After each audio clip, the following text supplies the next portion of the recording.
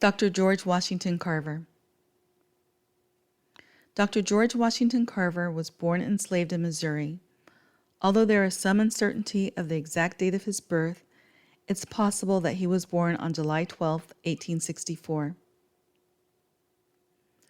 Dr. Carver and his mother Mary were owned by Moses Carver, who was a farmer.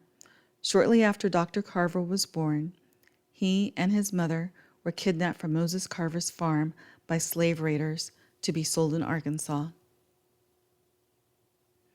Although Moses Carver found the infant George, he did not find Mary. When Dr. Carver was 11 years old, he left the Carver farm to attend a school for children of African descent in Neosho, Missouri. While there, he learned about medicinal herbs from a woman who was a midwife and nurse. In search of a better education, Dr. Carver left Neosho around the age of 13 with a group of people of African descent who were traveling west. He eventually moved to Kansas, and he graduated from Minneapolis High School in Minneapolis, Kansas in 1880. After graduation, he applied to Highland College in Kansas. Although he was accepted to the college, the administration rescinded their acceptance when they found out Dr. Carver was of African descent. After his experience with Highland College, he homesteaded on a quarter section of land in Ness County, Kansas, from 1886 to 1889. He built a sod house and planted 800 forest trees and fruit trees, corn, rice, and vegetables. He also built a conservatory that contained 500 plant specimens. However, after several years of drought, he decided to sell his homestead to fund his education. Dr. Carver enrolled in Simpson College in Indianola, Iowa, which was a Methodist school that admitted all qualified applicants regardless of race. While at Simpson College, Dr. Carver studied art and piano. Although Dr. Carver was a talented painter, his art teacher persuaded him to transfer to Iowa State Agricultural College to pursue a career in scientific agriculture since he had an interest in botany. His interest in plants started when he was quite young, and he became known as a plant doctor when he was a child. Even though Dr. Carver decided on a different career path, his paintings received honorable mention at the 1893 Chicago World's Fair.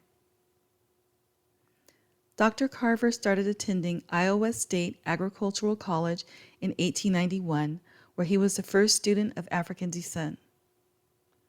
While working on his Bachelor of Science degree, received in 1894, Dr. Carver performed impressive research on fungal infections of soybean plants. Due to his exceptional research, his professors asked him to stay at the university for graduate studies. He received his Master of Science in Agriculture degree in 1896. Soon after he received his master's degree, he received and accepted an offer from Dr. Booker T. Washington to be the agriculture director at Tuskegee Normal and Industrial Institute, now Tuskegee University, in Alabama.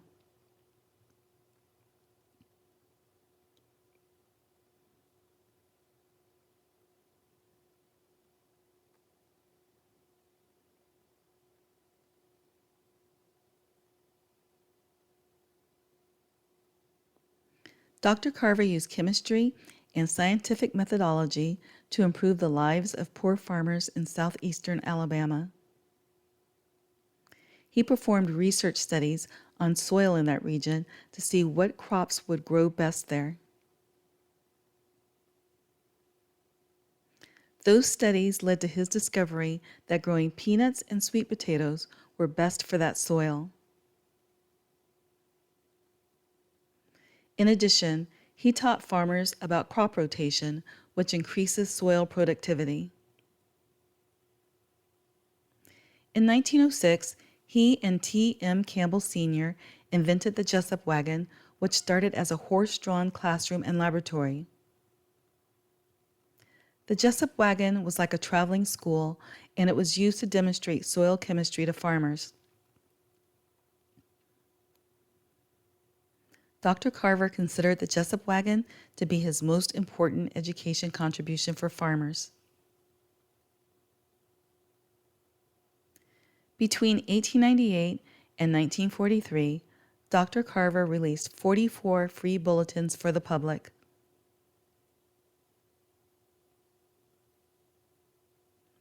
The bulletins covered research findings, information for teachers, recipes,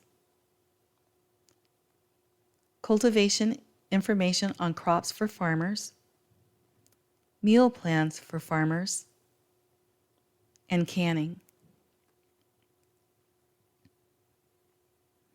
During Dr. Carver's brilliant career, he found over 300 uses for the peanut, such as laundry soap, hand lotion, insecticide, glue, and rubbing oil, which he used to treat polio patients, as well as mock or imitation meats like oysters, goose, duck, and chicken. He also found over 100 uses for the sweet potato, such as paints, yeast, synthetic cotton, silk, and paper from its vine. In addition to his many discoveries, Dr. Carver held 3 patents. The first, cosmetic and process of producing the same, which is for a pomade cream derived from peanuts. Second, pain and stain and process of producing the same. And third, process of producing paints and stains, which are for the production process of paints and stains from clay. Dr. Carver achieved numerous accomplishments, such as appearing before the Ways and Means Committee of the U.S. House of Representatives, receiving an honorary Doctor of Science degree from Simpson College, and being appointed Collaborator of Mycology and Plant Disease Survey with the USDA. In addition, he donated his life savings to establish the Carver Research Foundation at Tuskegee for agricultural research. In July 1943, 6 months after Dr. Carver's death, President Franklin D. Roosevelt signed legislation authorized by the U.S. Congress to create the George Washington Carver National Monument, which is in Diamond, Missouri. Dr. Carver was an extraordinary, distinguished scientist and inventor who contributed valuable scientific discoveries. To learn more about Dr. George Washington Carver, please visit the sites below.